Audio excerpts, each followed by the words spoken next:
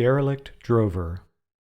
The Bible says in Isaiah chapter 62, verse 6, I have set watchmen upon thy walls, O Jerusalem, which shall never hold their peace day nor night. Ye shall make mention of the Lord, keep not silence.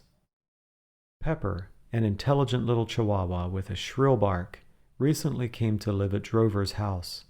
Since Drover is getting older and isn't as sharp as he once was, he is learning to depend on his youthful assistant. Pepper quickly picks up on any sight, scent, or sound that is the slightest bit out of the ordinary. Pepper usually barks first, then Drover adds his deeper, more authoritative challenge when he becomes aware of the threat a moment later. This arrangement works out quite well, since it really doesn't matter who barks first, as long as every conceivable threat gets barked at. However, sometimes Drover carries things a little too far.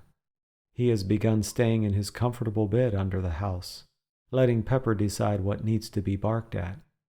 This arrangement might seem to amplify the ferocity of his throaty challenge to his own ears, but to anyone listening from without, his barking sounds muffled and unconvincing.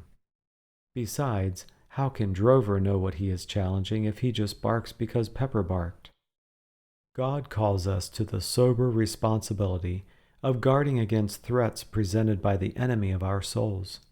He expects us to be alert and to sound the warning to others. We must sit up and take notice when our leaders or fellow believers sound a warning. We must identify the threat and help pass the warning along. If we become too lazy to get up and examine our surroundings for ourselves, and we grow content to add our voices to the voices of others without knowing why, we fall short of being the perceptive, thinking Christians we ought to be. There is no shortcut for personal Bible study as a basis for making thoughtful applications to safeguard ourselves and those under our care from harm in the dangerous world in which we live. Every watchman needs to know where is the danger, whence the foe.